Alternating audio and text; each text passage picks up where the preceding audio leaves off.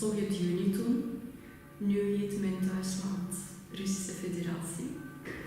Ik kom namelijk uit een klein stadje, Gatchina, met slechts 80.000 inwoners, niet ver van Sint-Petersburg, waar ik eigenlijk heel veel geweest ben voor werk en voor mijn studies. En daar heb ik een Belg toevallig leren kennen, waarmee ik daarna ben getrouwd geweest. En zo kwam ik naar België.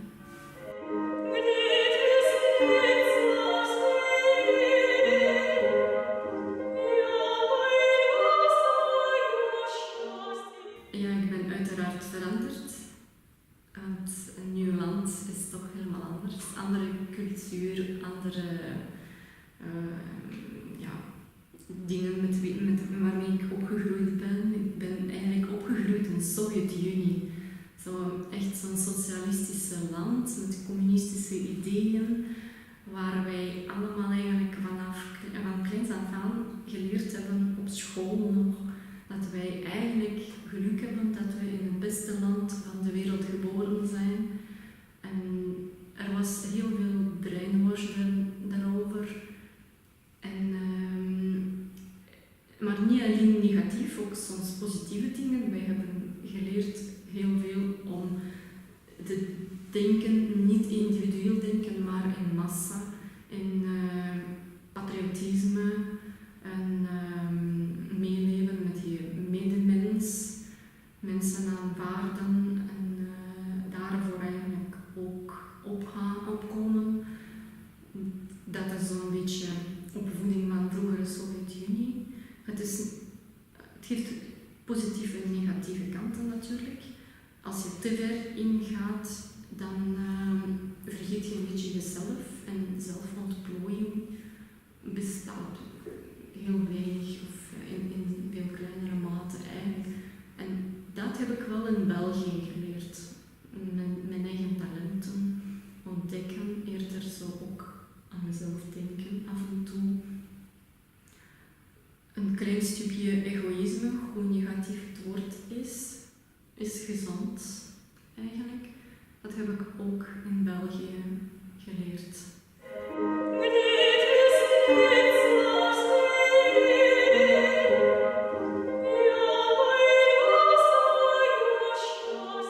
En zelf zing ik ook praktisch elke keer als ik een concertje doe of een optreden, las ik altijd een Russisch-talig lied in.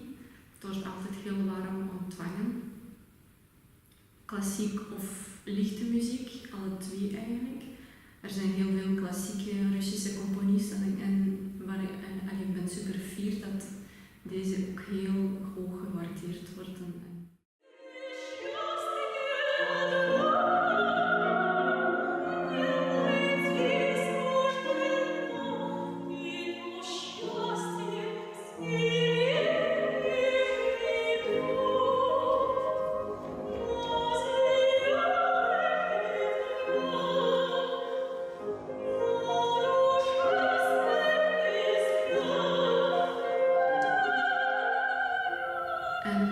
Ik zou zelfs zeggen, niet alleen de plaatsen, maar ook de tijd en mijn eigen leeftijd hadden ook invloed op heel mijn muziek.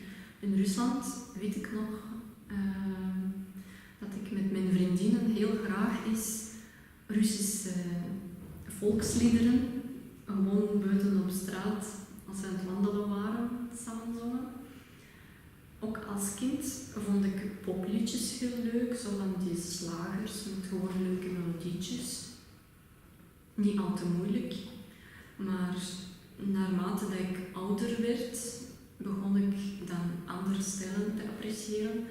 In België heb ik heel andere genres leren kennen. Ook Keltische folkmuziek naast de Russische traditionele liederen. Ik heb een tijdje in een folkband gezongen. Zelfs in het Schots en in het Baskisch.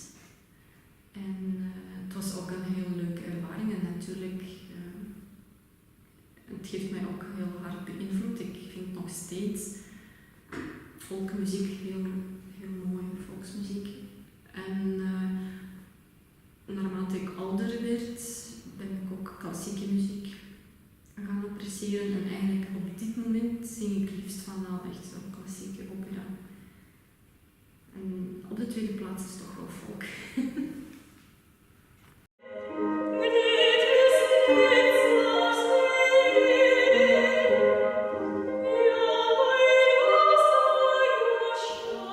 Het is eigenlijk een heel belangrijk deel naast mijn dagelijkse job, die totaal niks met creativiteit te maken heeft.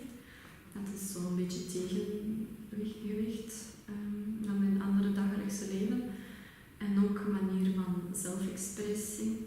Ik sta heel graag op het podium voor het publiek. Hoe meer publiek, hoe beter.